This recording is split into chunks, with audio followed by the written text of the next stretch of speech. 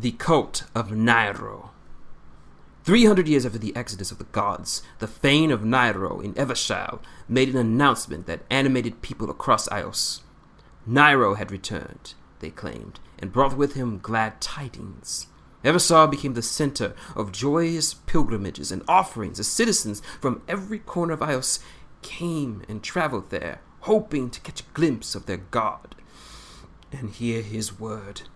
Tremendous festivals and feasts were held in the streets as the city experienced a new rebirth. The priesthood encouraged those festivals with fresh revelations, much to the unease of other fanes. For years, this new cult of Nairo multiplied, but not all fell under its spell. Those wise enough to be skeptical contended it was peculiar that the priests continued to provocate in the reveal of the god's full message, and stories of his sightings grew increasingly fantastic. Dark rumors began to circulate outside of Evershal. The priesthood was said to be involved in many unseemly rites within hidden chambers beneath their fane. Some who traveled to Evershal were never heard from again. Then a survivor escaped from the dungeons of the city, fled to Erif Dawnguard, and affirmed that the clergy had murdered any who sought to reveal their secrets. His story was corroborated by when he led Dawn Lord Kryos Nayar to a mass grave site.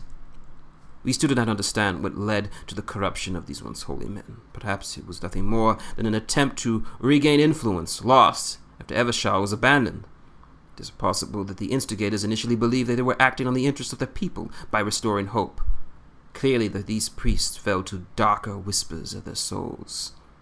The Dawn Guard were infuriated by this betrayal.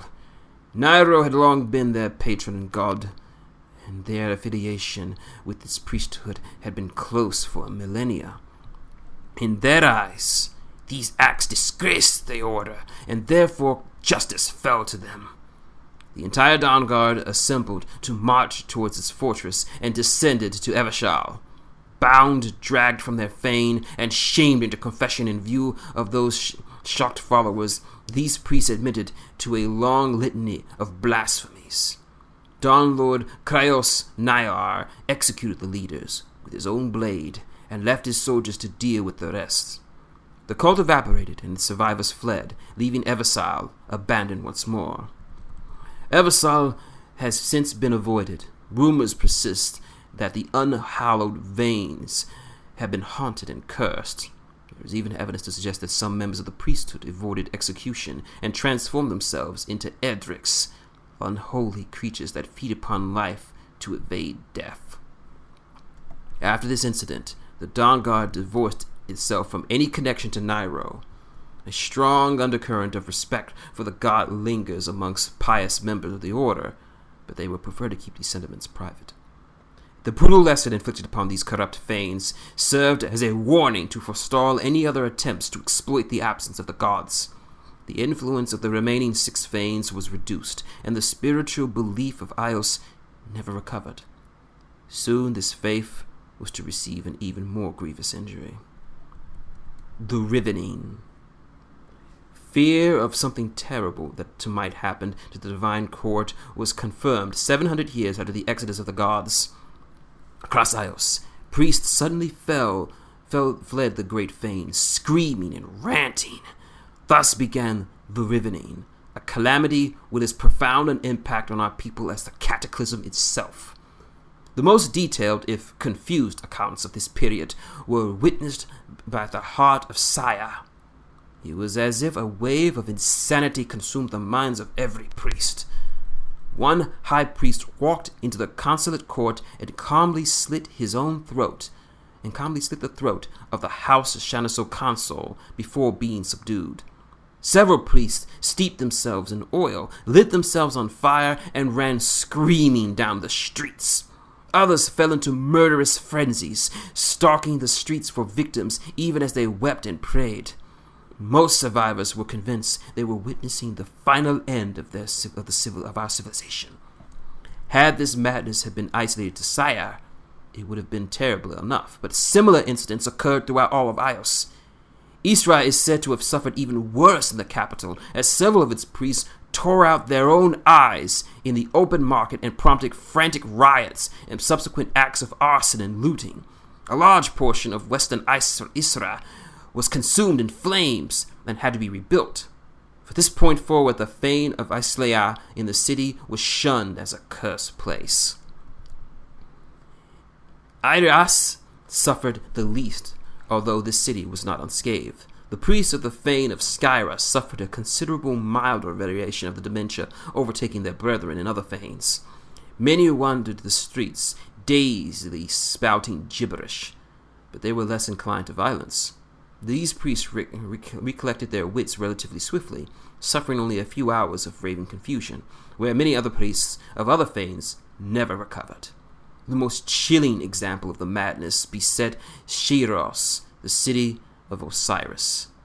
Having heard no word from the city in weeks following the riots, Shire dispatched messengers to offer aid. These emissaries found the gates sealed and no guards in attendance. When their forces were on their way inside, they were confronted by the horror of streets piled with citizens murdered and soldiers fallen on their own blades. No one has been able to reconstruct precisely what transpired in Shiros. Osiris's priests had long ago left their god's fane, which had become known as the Forbidden Temple.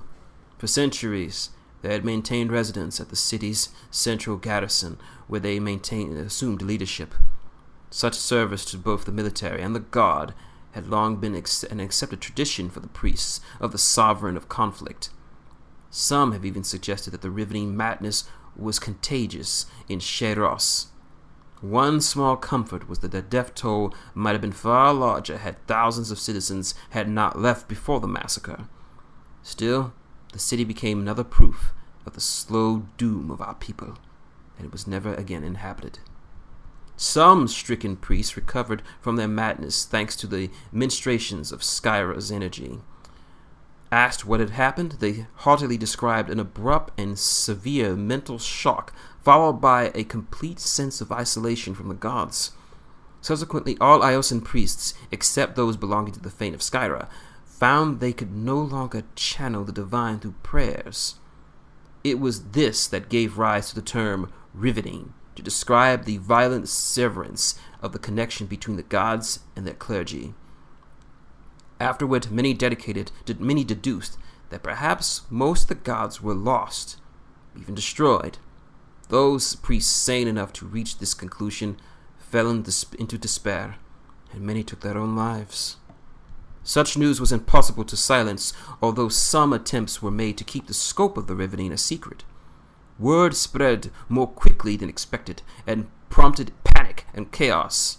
The consular court was largely powerless to bring order. They summoned soldiers from the interior garrisons to quell several riots, but that only exacerbated the situation and resulted in additional loss of life. In the weeks and months that followed the initial uproar, it was Skyra's priests who eventually calmed the people. Their presence provided at least some small spark of spiritual reassurance, for their powers had not been sundered. One of the most profoundly disturbing manifestations of the riveting was on the outset of Ios's infant born without souls. Before this time, there was no record of complications of this nature. Every expectant parent of Ios had come to dread this possibility. The soulless were born with black, empty eyes. They never cried at birth, and only stared blankly at their horrified mothers. Soulless births were thankfully infrequent at first, but they have slowly increased with each passing Heshian. The most likely cause of this phenomenon is the vanishing of the god Asliya. As the watcher of the gates and Shinzeren of the fallen, this god was responsible for the natural processes of reincarnation and the passage into the afterlife.